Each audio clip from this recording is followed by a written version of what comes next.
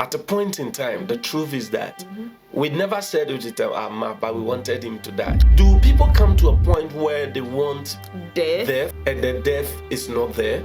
Our ignorance leads to our grief, and our grief leads to our choices, and our choices lead to our regret. If anyone takes this, what's that one thing you want that person to know? This is a 9-chapter book. I've read it myself. It's so inspiring. There are so many lessons in it. But how would you put all in just one language to say, this is exactly what I want anyone to go with? Hello, viewers. You are welcome to this channel. This is Brother in Christ Media. We are here to review a book, Death Must Die, written by Abeiku Okai. And today we have the author himself to tell us about his idea, what inspired him, and also talk about some lessons from the book. I believe that you would enjoy this. My name is Sophia Selali Kwashiga. Welcome to this channel. Let us welcome the man himself, Abeiku Okai. You are welcome. Thank you, Ma Sophie. Yes. Okay, so I would like to know why Death Must Die. I mean, what inspired the book, and why did you begin to write such a book? Okay, thank you very much, and I'm glad to have this conversation because it is a very important one, and I'm grateful you are hosting me. Oh, yes. Death Must Die is a book that is one of the best, by the grace of God, I have written. And I don't want to take credit for it, because even though I wrote it, I feel what led me to write it and how it was eventually written speaks a lot about the power of God in leading us to do what we have to do. I remember in 2009, 2010, around that period, my grandfather was sick, very, very sick. Wow. He couldn't move. But this was a man who dedicated his entire life to his wife, children, and grandchildren. And for us, the grandchildren, we grew up just loving him in every way. Wow. And he was a strong man. He never rested. He was always working and stuff. So he was talented, gifted. He would be doing everything he had to do for us. But then when he fell sick, we began to think about it in a way that broke all of us down, because we didn't expect him to go through what he was going through. And then he was old though, but because of his strength, we didn't expect that. We thought he was going to be well, but it wasn't happening. And the worst thing was that at a point in time, the truth is that we never said it with our mouth, but we wanted him to die. Oh, the pain was too much. Yes, you can imagine. So I began to wonder, do people come to a point where they want death and the death is not there? Yeah. So death that we all so much dread. Exactly. Now you are calling for death. Wow. And death is not there. So I began to think about it. Then in the university, I was actually pursuing theater, art, and political science. Okay. One of my theater art colleagues in my script writing class, I was, my lecturer was Martin Osu, Professor Martin Osu. Okay. Yes, and in the script writing class, we were to do our assignment. And then one of our mates actually made mention of the fact that when you go into Greek history or Greek stories, you see a lot of gods, deities. Okay. I mean, they are able to, the realm beyond the human realm, they are able to enter into it and tell a more concrete story. Then I was like, but we can also do the same in Africa, where we can enter into a realm outside our realm and then tell a story. Wow. So I began to imagine that case, then my grandfather's thought, the issue of he should die, we wanted him to die, he's not dying. Why can't I zoom into the realm beyond the natural realm and then write a story to that? So I wrote it as a Death on Strike. and it became my final year project work.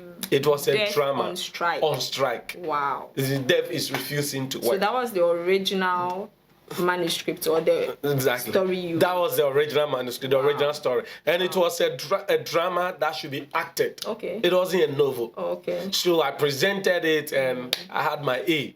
Wow. And the lecturer so much was happy with the story. And one of the things too that I did with the story is that I felt we've talked too much about Akan, Guan, Eves, the bigger ethnic groups in Ghana. So people know much about them. So why can't I go into the less known ethnic group? And what I could find was the Guan ethnic group, and specifically the Abeiku, and having studied our history and stuff, I decided to structure something that will reflect a kind of Ghana or a society before Gold Coast. Okay.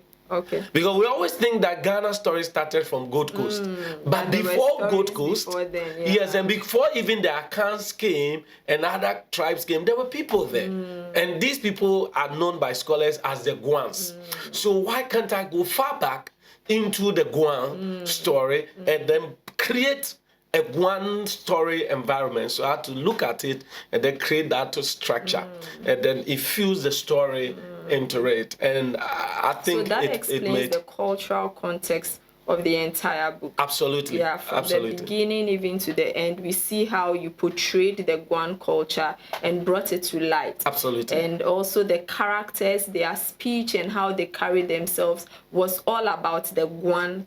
Exactly. Culture. So you see, this time around, you are not reading Akan, you are not reading the Ever, you are not what everybody knows. Because one thing about Ghana is that Ghana is a land of many beauties. Many society, many people, many culture, and we come together to make what we call Ghana. So we can't forget the lesser known tribes. It's true. We need to bring them in our storytelling and our culture. Whatever they have must also come to light. Yeah. So we put it all together. You see, but it looks like our historians, our literary writers, our musicians, they all make the error of promoting only one side. To the point that if, for example, you are a Guan, for example, and you want to do music and go global, the assumption is that unless you adopt the dominant tribe, or you are writing, how will people enjoy this if you use a lesser known names, words? So you have naturally this less self-image. It makes us to abandon a lot of things. You see the point? And that is not good for our collective society. Yeah. It's not an issue of guy against Akan, is Akan against Adangbe, Ewe. No, it's an issue of knowledge, everything coming together. And then in a beautiful way, so that our art is celebrated by all. Yeah. That is one of the things I thought about, and presented the book as such. But on a larger scale, the book presents Africa in its richest state in the past. Wow. Yes, but then, though I did it as a drama, people don't read drama, and drama too until you act it. It's sort of not relevant. It's not relevant. Yeah. So the book was irrelevant. I completed the university in 2011, and you can imagine the book was irrelevant. So just last year, I decided that no, I must pick this book again. Oh, just last year, yes, 2024. 2024. Wow. And turn it into a novel. Which will make it easy for people to read. So I had to sit down and turn everything. And that is why we have Death Must Die. Wow. That's powerful. So let's just say, in a nutshell, your grandfather's death sort of inspired you to put up a beautiful piece like this. Yeah. Which also explains that in life, sometimes situations that we come out from could inspire us to reach greater heights. Absolutely. Yeah. There is also another thing that I've done with this book. Especially, you can look at the acknowledgement. Just look at. Yeah. Is it the dedication? Yeah, the dedication. The dedication. Let's see what is in the dedication. Yes, yes. Now, you notice that I dedicated this book to my ancestors. Okay.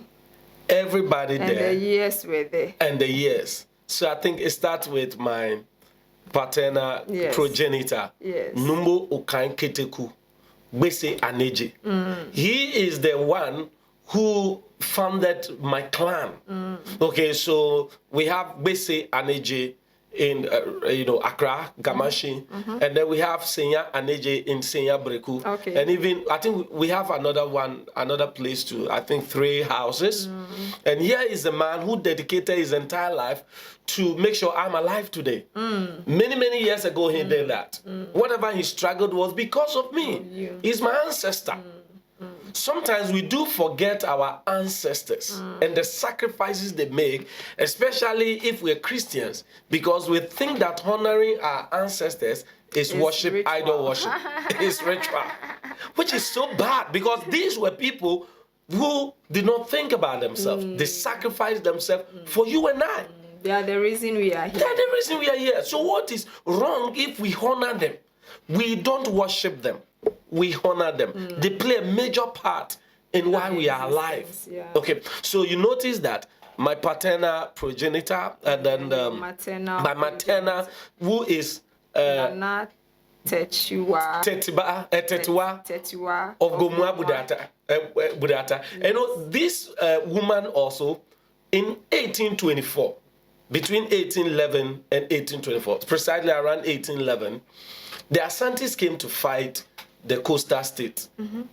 And when they came to fight the coastal state, the Gomuas, we are royals, my family. Okay. So during that battle, my family had to run away from Asin to go and hide in Gomua Budata. So they ran away to Budata with a stool because Asantes were what? Were coming. Okay. So when they went to the Budata forest and hid themselves there, they didn't go back to Asini. So, and my great-grandfather who, sent them there, he sent the women there to save them. Then he took one of his nephews called Tetiba or Tetua and sent the nephew to Senyabreku to marry the chief fisherman so that when they come from Budata to Senyabreku in search of fish, they will have fish. So she married the fisherman, gave birth, and I came. These were people running away from war. Okay. This is a woman who was, let me use the word, dashed out. And today I'm alive. Yeah. Shouldn't I honor her? That's what we need to know history. And that was what I was just about to say, that you being able to even know that, know the story, the names of your ancestors, and things that they did in their time to make our time possible is so amazing. So it's very important that we teach history not only in schools but at home. Thank you. Tell your children where you are coming from. Thank you. Tell them about their grandparents, great-great-grandparents, especially if you have knowledge of it. If you don't, maybe you could go to your own parents or some family members who are endowed in history. Learn. That's it. Yeah, learn. That's it. We have to. Now we have thrown away the passing on of our African knowledge. And we have embraced only Western knowledge. And sometimes we are deceived by the need for economic advancement because we think that the only way we can advance as a society is when we know science, technology, computer, like the STEM argument. Yes, it's good to know them, but we cannot know them without our history. The reason is that development is not in the future. Development is from the past. And that is the African mindset, is that development is on the past. So our ancestors were always making reference to the past in order to move forward. Because if you don't know your history, you can't know your future. You get it? That's why if anybody wants to destroy you, the person will first destroy your story. That's why the Europeans, when they came, they behave as if there was no society until they came. Or the society that they came to meet was a barbarous, primitive society or society that has no history. And it made us to start seeing ourselves only from the light of, colonialism, and it affected us. But then let's look at it critically and understand something, that the things that Africans do, there is more to it than religion. There is more to it than religion. Like this story. You see a lot of spiritual things in it. But there is more to this story than religion. Religion may be the vehicle. I use religion throughout. But there's something I was talking about. So that is what I did and got a story. Okay? Now, there are other researches I did do, but that was an opening. And you notice I also acknowledge my father, who is also late, my grandfather, your grandparents, my grandmother, and then my biological brother. Yes, but there's something I wrote here. I hope you can read it for us. Yes. Okay. Yes. And to all my ancestors and departed family members whose legacies have woven this beautiful embroidery of my pride. Among them, the valiant warriors, the resilient survivors of slavery, the brave souls who embarked on epic migrations, and those who sacrificed for generations and family members yet unborn. Your indomitable spirits reside within the great families you built. It is with profound gratitude that I dedicate this book to your memory, hoping that within these pages, I may share a glimpse of your heroism and the wisdom you sought to impart. Your enduring presence continues to inspire, and it's an honor to dedicate this novel to you and the timeless history we share. Powerful. So you get it. Many times, these are the people we forget. Some of them went into slavery. They migrated. They were sold. Some of them were mistreated. Just for us to succeed or survive. Because if any of them had died before the next one was born, you wouldn't be here. It's true. So that is one of the inspirations behind this book. Wow, that's powerful. Okay, you mentioned that there were many reasons why you wrote this book, and you gave us the core reason. But then we would also like to know, if anyone takes this book, what's that one thing you want that person to know? What's that one lesson you want that person to go with? What's that thing that you like is the core of the entire story? This is a 9-chapter book. I've read it myself. It's so inspiring. There are so many lessons in it. But how would you put all in just one language to say, this is exactly what I want anyone to go with when they take this book? That is a very tough one and a very good question. Wow. That's one lesson. I think the entire book is based on the balance of life. That the one you think is the enemy may even be the savior. The one you blame may not be the one to be blamed.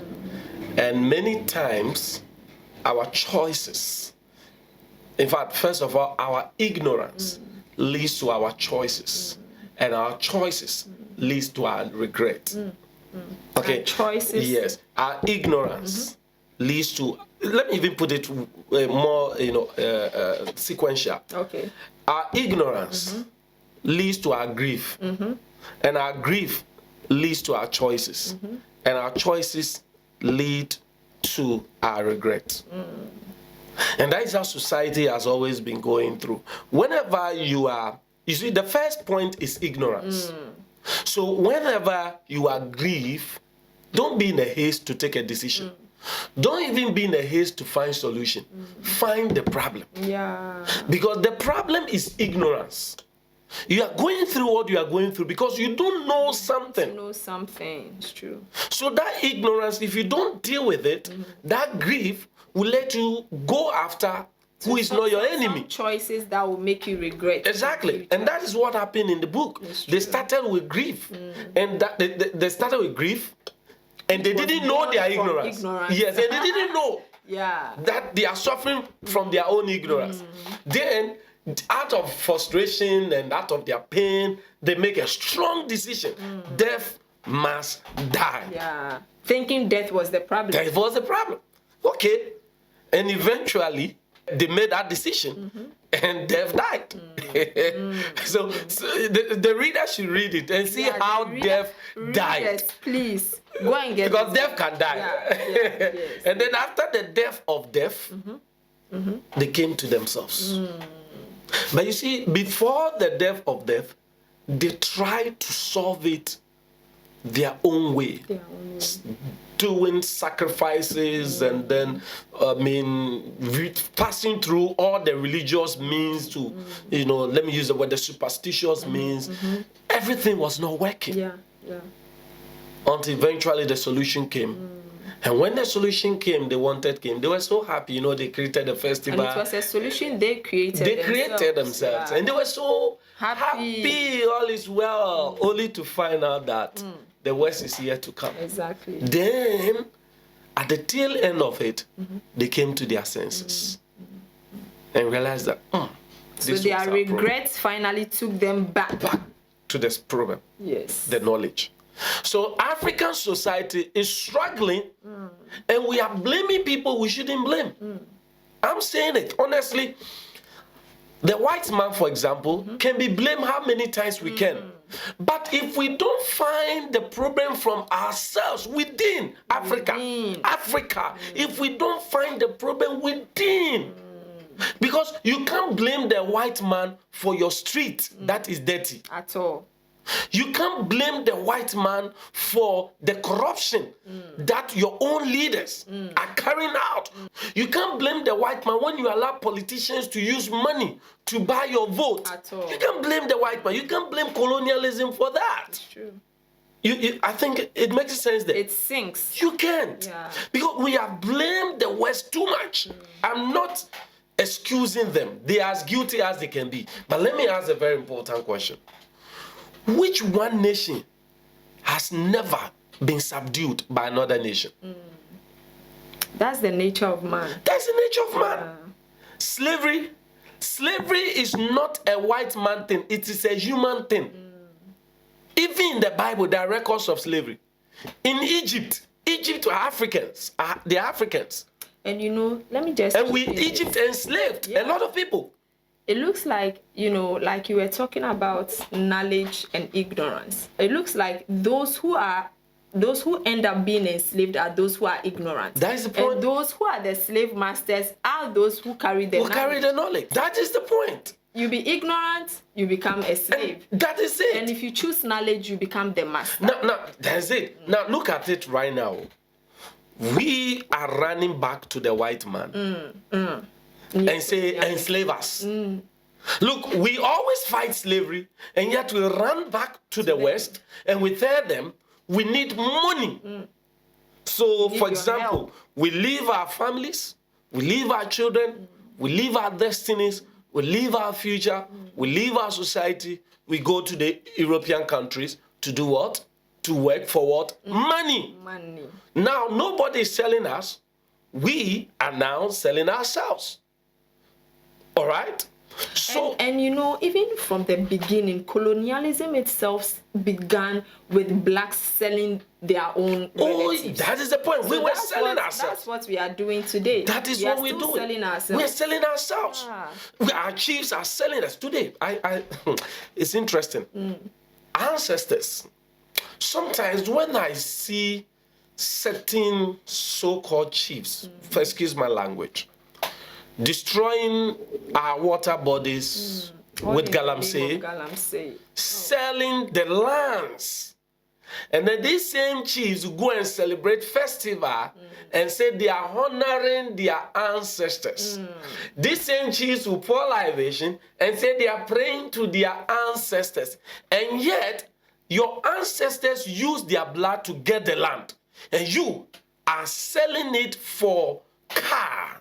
You are selling it for your selfish gain. What people died for.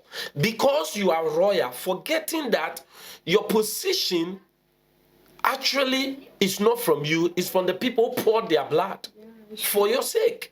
And today you are wasting it away.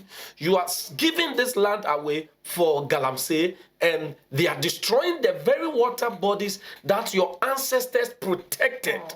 So where's the honor of our ancestors? Then we blame who? Colonialism? we blame the white? No. Yes, blame them as much as you can. But remember, Malaysia was also a territory belonging to one of the imperialists. This nation, this Singapore, Singapore. At the time we had independence, where was Malaysia? Oh. Where was Singapore? China, is it Japan? During the Second World War, what happened to them? America bombed one of their, cities, right? What happened? Israel scattered all over the world, right? A lot has gone on in every nation. And Africa, we've had our share of this wickedness. We cannot exonerate ourselves. But then my problem is that whilst we are blaming others, let's ask ourselves, where are we getting it wrong also? Because death can die. But after the death of death, Africa, would you go back and realize that, not knowing death was not the problem? Or maybe was not the only problem. Maybe it's our problem. And this is one big motivation of this book. And I hope anyone who reads it will come to that understanding that the problem, let's find it within. Yeah. Wow. Viewers, this is deep. So the author of the book is saying the one lesson you can take out from this book is that your solution is from within, not without. Look within and you will find the solution to whichever problem you are facing, even as an individual, as a church, and as an institution, as a family, a community, nations. Solution is from within, not from without. And I would like to encourage you, subscribe to the channel, share the video, follow us, like, and then watch. Okay, so we'll go back to our discussions and then ask our author, the man of the moment. We are asking him how he portrayed Africa in the book. The book is all about African culture and, our resilience, our strength, and, our history. So we want to ask the author how he portrayed Africa in the book. Okay, so Mr. Abeiku, please, in the chapter 1, you spoke about a naming ceremony. Yes, basically from the Guan tradition. Tell us more about this ceremony and how you portrayed Africa in the book. Okay, thank you very much. One thing that is important for us to note is this. Africa was not a disorganized group of people before the white man came. It wasn't a kind of tribes that were just existing on survival. Let's eat, and then let's go hunt animals, eat, and then we're not stateless. We were a living society. Okay. A living society. And sadly, people assume that the forest zone was just hunters, just like animals, excuse me to put it. No. We were sophisticated in the past. So this book, I try to reveal the sophisticated, complex African society even before other tribes came to this forest zone. Because even the tribes that came, like the Akans and the others who came, they were also from kingdoms. Before they came. And when they came to the societies that were here, also had their structure. But you see, until you go into them and understand that, you know. When you stand back, the only thing you see about, let me use the word for lack of proper word, let me even use ancient African societies, rituals. Rituals. All right. So I employ the rituals here. But you notice the beauty of the rituals and you see the purpose of the rituals, why they were done, how they were done, and what it tries to achieve. So a child is born. The book opens with the birth of a child. The African society, according to one philosopher, John Mbiti, he even explained that in African society, time is not like the Western, way they see time. In African society, time is part of the past and the present. It's not part of the future. So the future is not part, but it comes through event. So there is always an event that marks time. Okay. That is why you ask your mother for your birthday, she will tell you that I gave birth to During you the time. when they will Yeah. give you an event, because time is recorded by what? Event. By event. Okay. All right, that is what Mbiti was arguing. So these events are also placed in rituals, culture, ceremonies, and things. That is why in Africa we don't joke with ceremonies and event. No, the African man can even leave his work to go to an event, because that event is part of the soul of Africa. It's not a waste of time. It is a part of time. If according to Mbiti, it's a redemption of time. Okay. All right. So a child is born. In Africa, when a child is born, it's not just birth. It is a destiny that has come from another living realm. Another living realm. So in Africa, that child will be welcomed into this realm. And by welcoming the child into this realm, there should be celebration. And this realm is a realm of life. The realm of the living on earth. So you see that as we're celebrating, then the spirit of life appears, because they were celebrating the spirit Of life. of life. So it means they are celebrating life. And you see that at the end of the book too, there is death. Okay, so the book opens with the birth, which opens us to the African society. So beautiful culture, the way the women stood, and then even the song they sang, Yeah, the song. whose baby is crying, you know. What has the song said? The song says, in the first verse, it says, whose baby's cry pierces the silent night, whose tender voice brings forth the light. If this child is mine, bring it near. In my embrace, it will find solace and cheer. Okay. Yes. Then he says what? Then it says, I will give it my breast, the milk of my care. Carry it gently, my burden I will bear. Let it sleep, unwrapped in a loving embrace. For this child is my joy, my precious grace. My precious grace. So the mother is talking. Yes. In Africa, a mother is the embodiment of everything. So the song reveals a mother's heart for the child. And I'm looking at even Africa as a mother, Africa's heart for us. And if you look at the song, say, who's what? The first verse says, The first verse, whose baby cries pierce the silent night. this is the cry of Africa. And this is, what we are doing. Our cry is piercing the what? The silent night. The time when there should be peace. Africa, we are crying. We are crying for food.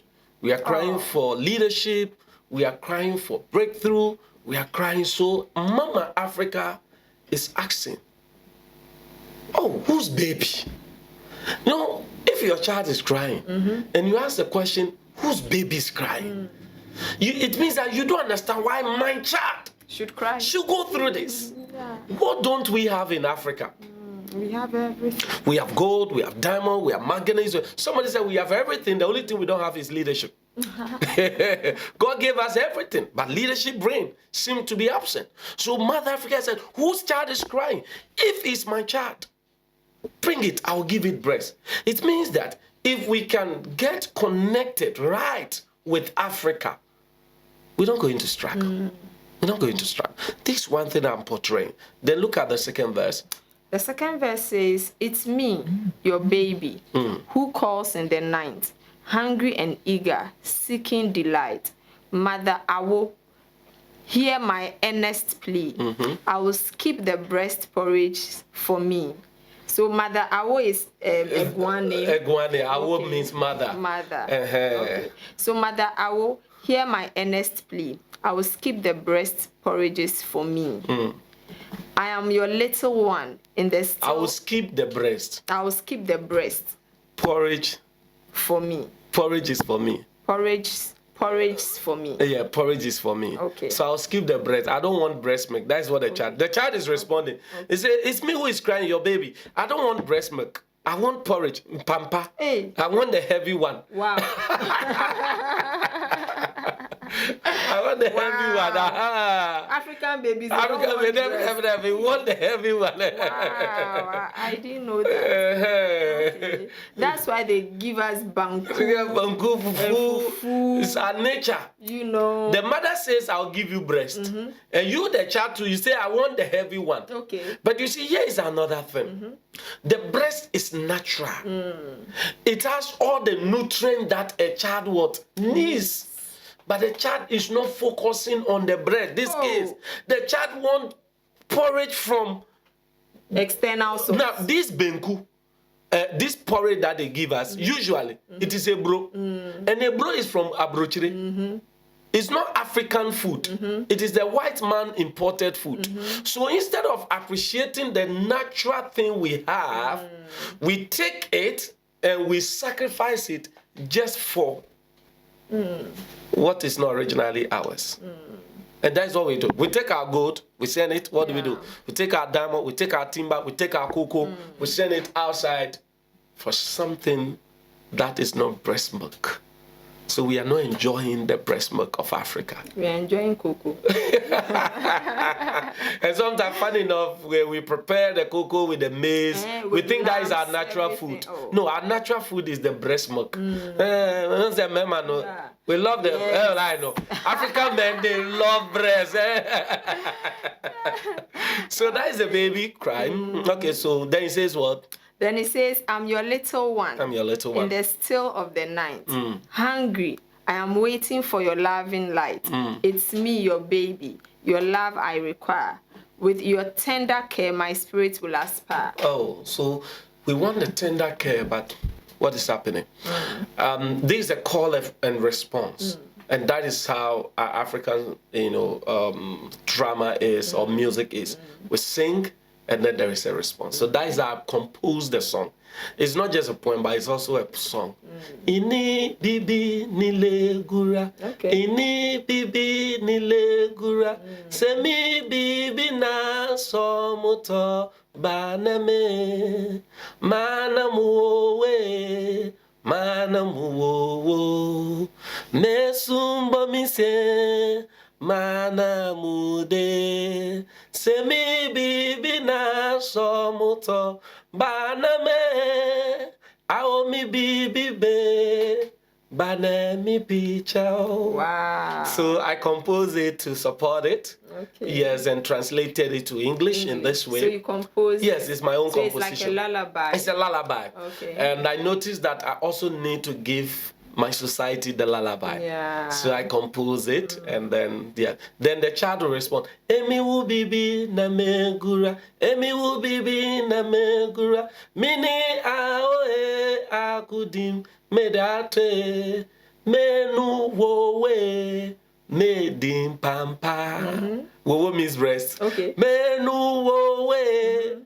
Made in Pampa. So the Pampa is cocoa. It's a cocoa. And Pampa is heavier than cocoa. Okay. And Pampa is heavier. That one, the heavy one. Okay, the thick one. The thick one. That's all called Pampa. Emi will be na megura. Medate. Emi menu owe. Made in Pampa. Wow. Viewers, if you know how to sing it along. If you don't, come and see BIC. That is it. So it's a Guan song. Okay. Yes, it's a Guan lullaby. Okay. Like the way I love the Everest lullaby. I love it so much. I said the Tulu Tulu Bobby, Tulu Tulu Bobby, Dada Melak Pao, Pao Melak Pao. I did a bonu bonu po. Oh, I love it. And then the guy one says what? The guy has baby careful in the mamete ete lai mine shiabo eshi akpakpa ameko maye iabo fai. I think there comes, what did they sing?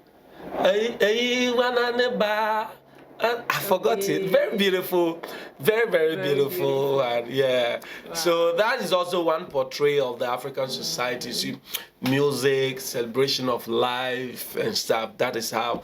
I think it would be nice to put these things in video and sing it, because now babies like to watch a lot on screen, and we play for them, Western cartoons. A for and apple, some B for ball, yeah. C for. And they are so engrossed in it. I mean, if you yes. turn on the television for a baby, they'll watch it and forget that they want to suck breast. That is true. So it would be nice to have such African lullabies and rhymes and all these in videos. In videos. Because we can't also change the system and the era in which we are now. We are in the computer era. Yes, so it would be nice to have to employ it. Yeah. I think that is a our tax. babies, our children growing up, the toddlers could also learn some of these lullabies and African rhymes. The African rhymes. I think that ought to be there. Yeah. Because like we're saying, look at how beautiful this culture is set.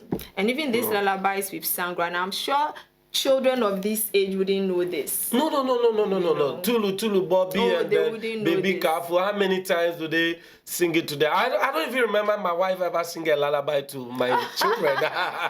Or hearing another person, another mother singing lullaby to their children when the child is crying. Fafu man. It's true. Fafu man. Our mothers. And this lullaby they sang, it was a communication between the child and the mother. It's great bond. Now, there is no bond between your child and the phone. What is the bond between your child and phone? The phone. The bond should be between you and the child. You're talking to the child. Yeah. And there was this condition. I watched a boy. He couldn't talk fluently, like his age. He was about 8 years or so, and he couldn't talk. And when he was diagnosed, doctors said it was because he was too attached to the phone. So he lacked societal connection. Wow. Yeah. Wow. So this phone could even become a damage to the child's brain. Yeah. They are unable to connect to people in the society. Yeah. And when you give them the phone, there is nothing they cannot manipulate with the phone. Yeah. So I think that what you are saying is really true. You need to connect with your children by speaking to them, singing to them, bringing them close with your words. But this is an African education. You see, our education system in Africa is so intelligent, but we've not studied it because we think the African society is all about traditional religion. That's what we think. So everything about Africa is traditional. So we didn't see the science that our ancestors put in place. So we didn't really notice that. And sometimes we don't even see that it's part of our future, the growth we are looking for, the development we're looking for. And we are trying to be like the goat that want to compete in a race with a fish underwater. I mean, it won't happen. That is their culture and jurisdiction. We also have our culture and jurisdiction, and we must develop ours, and it will become unique. It's true. And we're not doing that. You see, so like you're saying, these songs and lullaby and things, it builds the child. So by the time the child grows, the child understands the African society. How were our ancestors able to build kingdoms? Able to build the pyramid, able to, harvest gold and mine gold in those days when there was no modern technology. They harvested gold, built so sophisticated, royalty. How were they able to do it? How did they survive? I think something is wrong. We're not seeing Africa right. So this book is trying to present Africa as it is. So you see that when a child is born, then the spirit of life appears, they celebrate. And then whilst they were celebrating, unfortunately, the spirit of death creeps in. Boom. And then when he creeps in, there was a complete fear. And eventually and unfortunately, the child's life was slipped away. Spirit of death takes away the child. But then I don't want to go deeper into all that is in the story for time's sake. But then you notice the next stage was the king's conversation with the people due to the harassment of the spirit of death. Yeah. Now here, what was I trying to portray? That the African society leadership is not determined by those at the helm of affair. It is determined by the people. People think democracy, Africa didn't have democracy, because that's what people think, because we assume that democracy is election. So where there is no election and change of power, then there is no democracy. But African society has its own system of democracy, whereby the will of the people becomes the mandate of the leader. Okay. So if the people have any problem, they go to the leader. And the leader is to show the way. And then the people what? Follow the way. So the next stage, you see the people before the palace.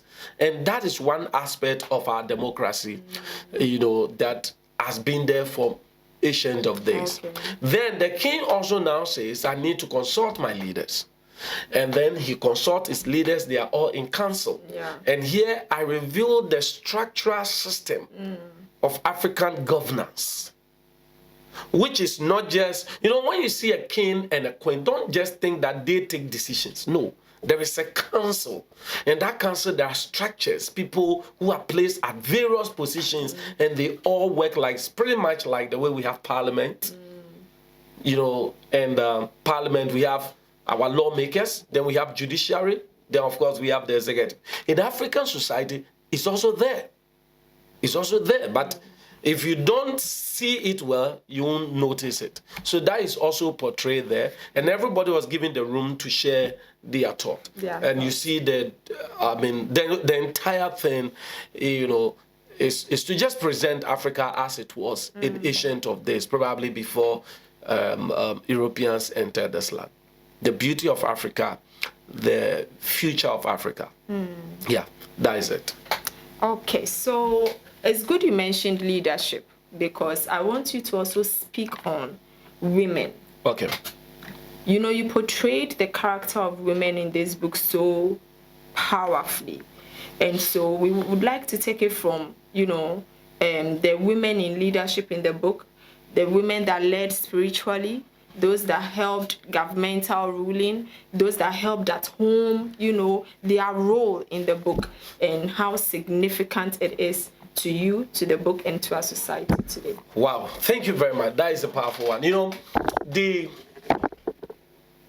a lot of misconception and misrepresentation as far as it's come to Africa. And that is one thing I'm trying to deal with here. And one of the areas that we've actually misunderstood the African society has to do with women. It is assumed that women are second-class people to the African world or to the African society, because normally we see the men at the helms of affair and we don't see the role of women. But in Africa, without woman, there is no life. No. In Africa, the woman is compared to the earth and to the moon. The earth and the moon. So the earth is the one who delivers life. And that is why we call the earth Asasiya in the Akan tradition. Asasiya. Why is it given a female name? And why is it Thursday? That is also a very good question. But honestly, I cannot answer that one. But I think Thursday. You're Thursday born. Yes. Oh, then you are. I think Thursday, yeah. Maybe reference to productivity. I'm pretty sure. I'm pretty sure, because Africans, we don't just name things. So this earth produces everything.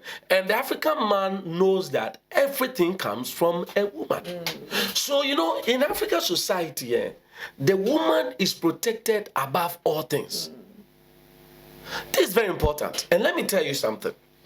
People think the African man limited the African woman, or the African society limits the African woman to kitchen. No, it's not true. It's never true. And let me tell you, the African society in the past, like all societies, there were migrations. During these migrations, there were perilous moments on the way. And these perilous moments on the way, the African man knows that or the African society philosophy is that if a man dies, nothing is lost. But if one woman passes away, an entire generation is wiped out.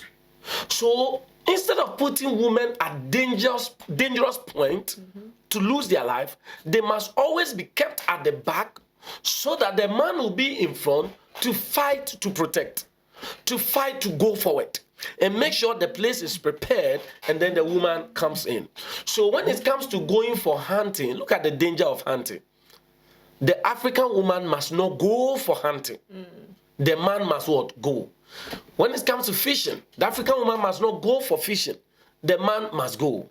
When it comes to farming, the African woman will go to farming accompanying the man who would lead.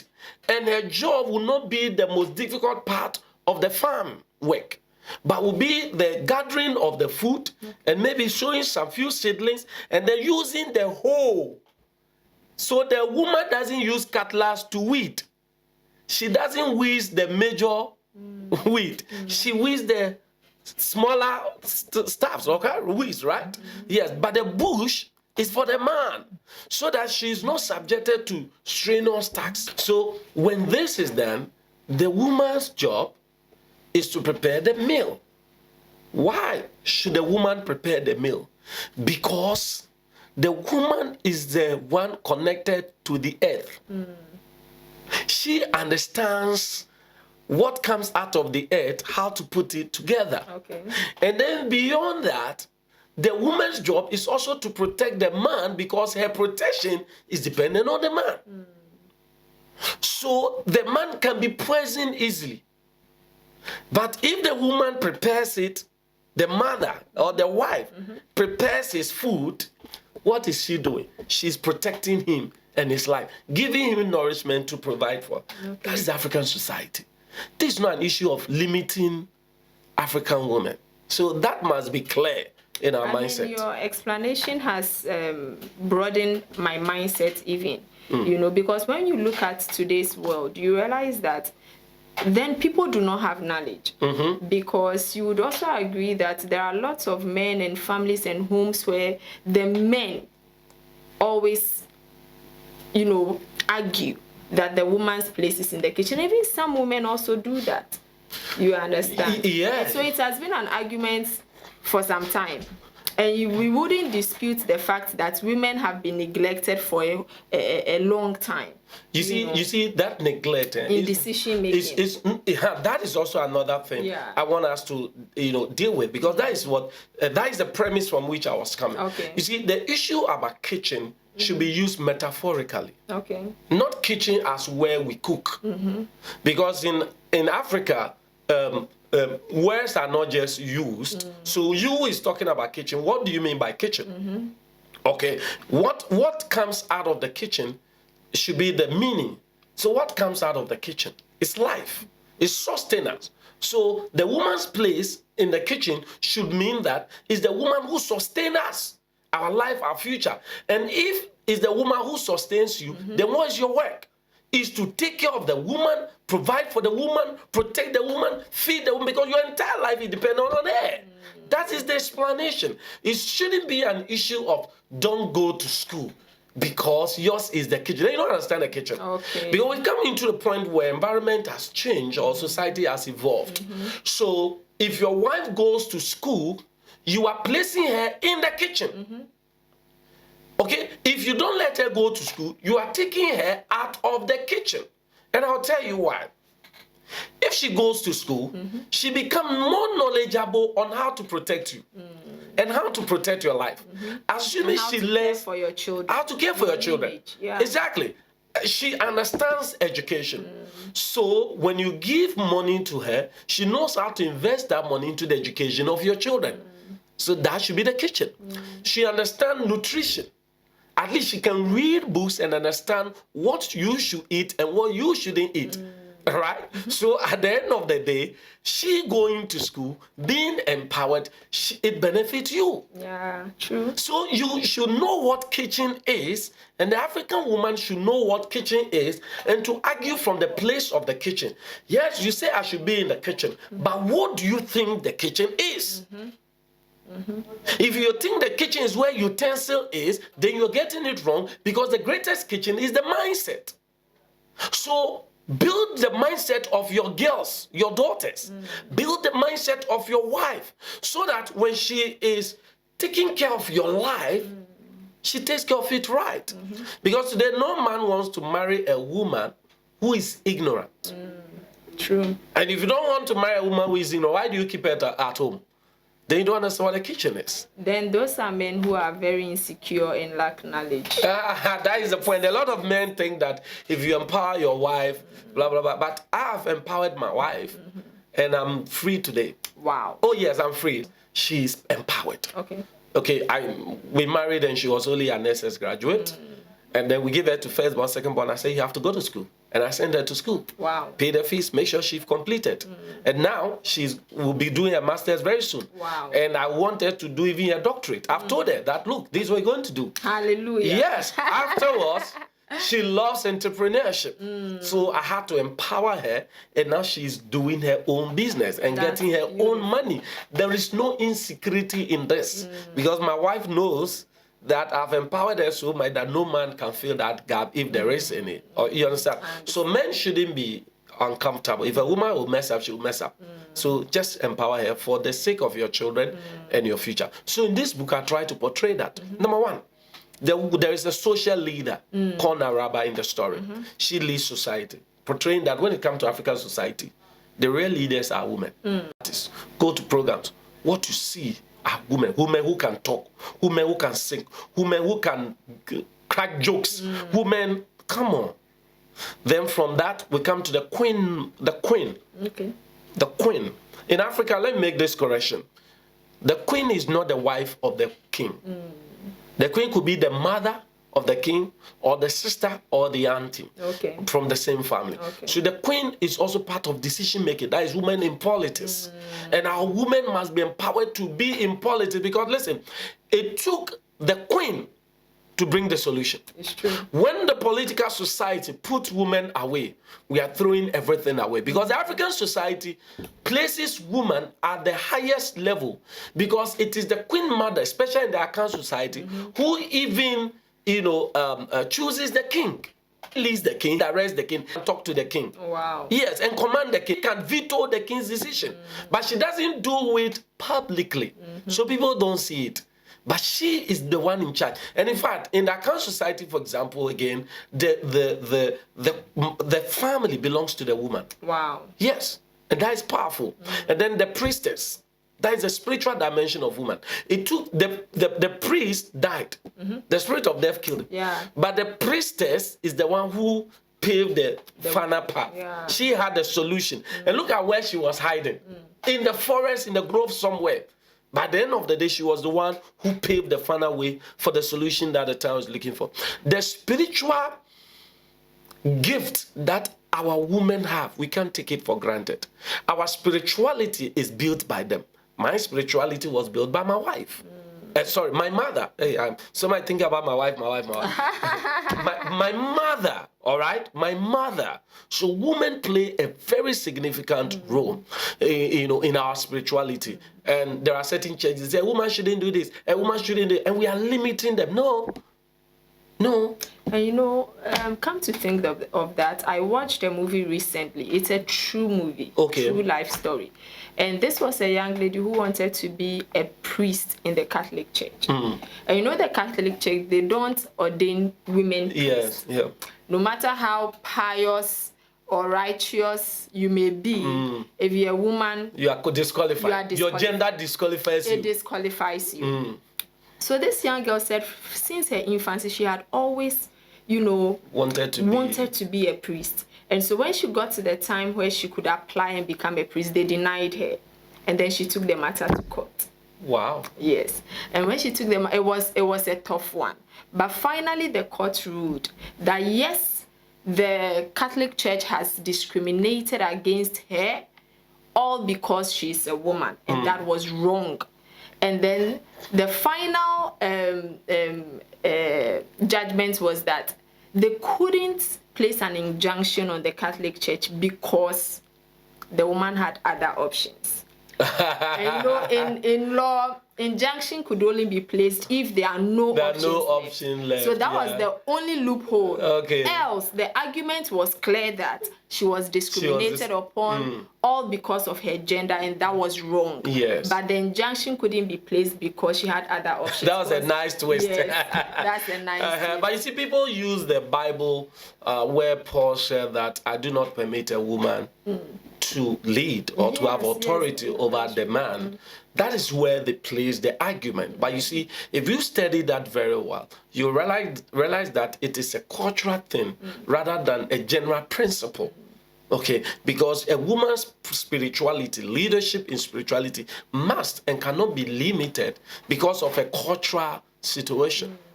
If we were to go into that scripture carefully, we understand what Paul was saying and why he said that, okay? But then we need to know that society, as we have now, even the Bible says that in Christ there is neither male nor female. I don't want to go theologically because we don't have time to deal with that, all right? But the point is that when it comes to our African society, the woman is not relegated. She has a role to play. And if you relegate her, you are creating an unnecessary vacuum. Okay, for example, I have a problem with pastors. I'm a pastor, but I have a big problem with we pastors. And here is my problem. In African spiritual society, I'm not talking about the spiritual religion or the religion. I'm talking about the spiritual society, though it overlaps with the religion, but I'm looking at it carefully. In the African spiritual society, the religion or the priest is a leader for the community. All right. Not for just a group of people. We preach to them, we tell them come to Christ, and then, for example, they repent. Let me assume the priest repent. And yet this priest was serving the community.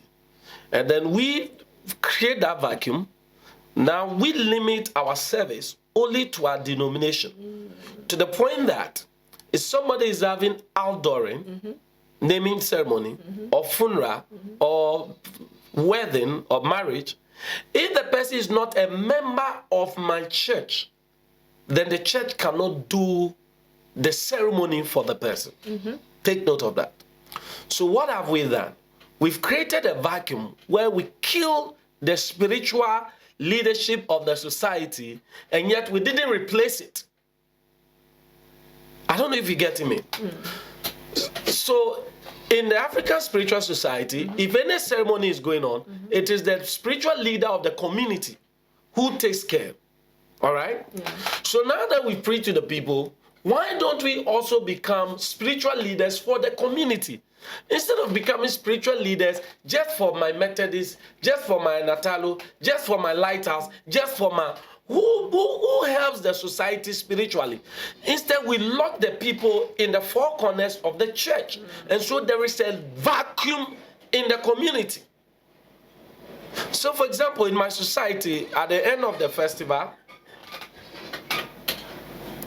on the Wednesday, there is a ritual, a priest spiritual program that goes on. And we have preached, the society has changed. But at that Wednesday, instead of the churches coming together and saying that on this Wednesday we want to be praying after the festival for the entire community, inviting the chief, so that as they have completed the festival, let us support with prayer. No one cares. No one cares. You understand? Meanwhile, in the spiritual society in the past, at the end of the festival, that goes on. It's because we have demonized the festival without understanding what the festival is and why the festival is there. You read this book and you saw the festival they created in the book. There's a creation of a festival. You saw why they created it. It's not idolism. Our festivals as Africans is not idolism. But here is the African Christian society where we abandon the society, we demonize the society, and then at the end of the day, the key people, we take them out and we don't replace them. It's just like we take people out and we tell them it's not good to be a chief because this idolism, the poor libation. And so people who should be in leadership. So now who should lead? Who should lead? They say politics is from devils, it's the demons, people. Yet at the end of the day, when we're having our fundraising, we call these politicians to come and and support the fundraising, and yet we demonize politics. What is that?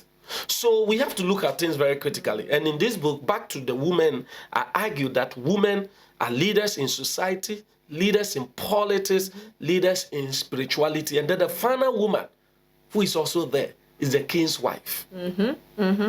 Leaders at home. That she had a silent position. You see, that woman, they are every aspect of. When the king was frustrated, he needed a night's sleep. Where would he get it? In the heart of his wife. So when we struggled and whatever, at the end of the day, we want to lean in the bosom of our woman. That's what the Bible says. It's not good for man to be alone. I will make him a helpmate. One of the things, benefit we get from our wife is when we are between their breasts. That's what the Bible says in Hebrews, Proverbs chapter 5. It says, let her breast satisfy you always, be raptured in her love. So the woman's bosom, the woman's breast is the peaceful dwelling place of a man. Wow. After our struggles and everything. That is why in Africa, one of the things that our ancestors taught us so much is how to keep a home as a woman. Today, many African women are abandoning the ancestral knowledge of keeping a man, of keeping a husband, of keeping a home. That is one of the reasons there is so much divorce, because we've chosen the Western style of managing. Our women are no more managing home, they are now managing house. Okay. But in African society, the woman is the home. But we've taken this, I know my right, I know my right. We are always challenging, and then so we're breaking down the system. But our women should know their place from the wisdom of our ancestors. That's why we had the puberty right, where the girl is taught the role of womanhood. Okay. Because when a woman knows her role in womanhood, she controls, no matter how strong a man is, she can control. Because she knows her value, her worth. Her worth and her responsibility. Exactly. You see, the differences in responsibility is not an issue of ranks. No, it's not an issue of ranks. Not at all. It's about knowing what you... Every man is weak in the home, especially in the bedroom. Hey. Oh yes, every man, no matter how strong he is, the bedroom is his weakest spot. Wow. Yes. The woman controls that The woman side. controls that side. Wow. In fact, you go to certain bedrooms, men are kneeling down. Big men, oh. Some They of are them are MPs. Hey. Some of them are president. And they are kneeling down before the bed and begging for something. Weakness explained. And that is where they control a lot, not because of sex, but sex is just a symbol of the power of a woman. Woman, your value is not, let me put it this way, your value is not your vagina. The vagina is only an example, a symbol of the worth that God has given you. So if you're able to discover something beyond that, and you know the value of this symbol, life comes from there, and joy always want to enter there. Is that not it? That's where men came from. Exactly. And that's where they always want to. Oh. Why is it that it is an entrance and exit? Something that is an exit, there's still an entrance. You think it's just an issue of door? No. What is the metaphor of door? It's not just entering and exiting. It's life. So woman, your value is life. You can bring life to your marriage, to your business and everything. And when a man goes to work and he comes home, he comes with frustration. Yours is to give him peace. Wow. And let me say this and put it on record. Women can endure more pain and problem than men can do it. A lot of men die early because they are not able to stand the pressures of life. So if you want your husband to last long in life, not in bed, because we've been too much pre-consumed to lasting in bed, and we forget about lasting in life. If you want your husband to last in life, care about his peace of mind, care about his food, care about when he goes out and come home, what kind of a home is he coming to meet? That is the African woman. Wow. And that is one of the things this book gently portrays. Wow, that's really, really powerful. But I want us to end on a question I want to ask right now. It's something that has been trending. I've also been seeing it online. And it's a question of 50-50. Okay, You know, which one is because that? as you have explained the value of a woman and, you know, our worth and what we bring to the table. And my question now is this argument of 50-50 in this time where, you know, a lot of women are career women, they also go to work, they have businesses they attend to, and they also make money. Now the man says that, okay, because you also have money, you also have finances, let me not be the one that provides for the home alone. You also need to bring something on the table. So there's a question is, what do you bring to the table? And so men are arguing, let's make it 50-50. So what do you say about that, considering how you have expatiated on women and their worth, their value, the way they sustain life and all that? How would you blend the two? Wow, that is a good question.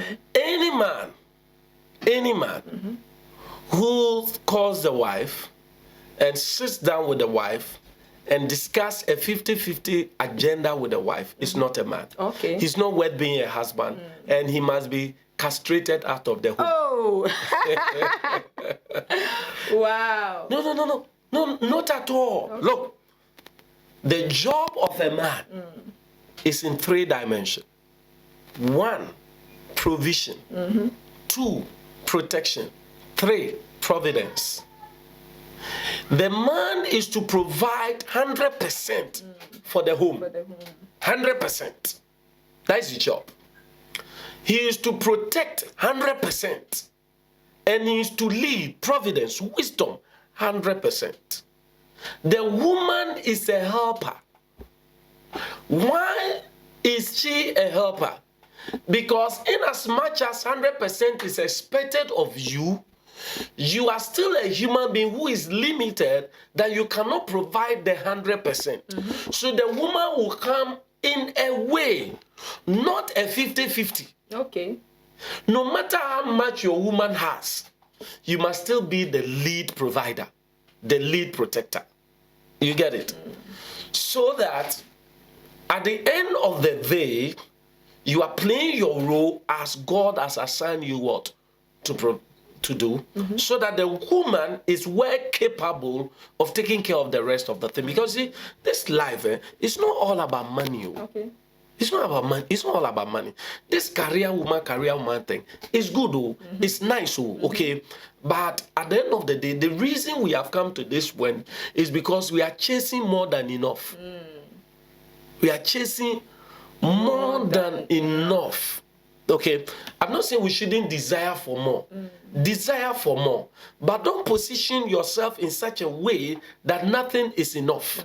So, for example, why do I need you to help for the children's school fees, for example? It is because I've chosen a school that is requesting for more than my money can provide as a man. You get that? Yes. Why should I send my children to a school that will require me to pay 10,000 when my salary is 3,000? Uh-oh. So at the end of the day, I'm coming to put pressure On the woman. on the woman or on the home, because every money I get, disappears. Why should I, as a man, think that because I'm a man, I can give birth to as many as I can, even though I know I'm not capable of taking care of all? Why don't I realize that we can do this? This is where my strength is, and let's stay with it. So that whatever the woman brings on board is also a supplement. It's supplementary. Again, if you want your woman to provide, she is the helper. What empowerment have you given her? Say, what do you bring to the table? She brings nothing. Nothing to the table. Because you didn't prepare the table for cooked food to be placed on it. The table is there with raw material.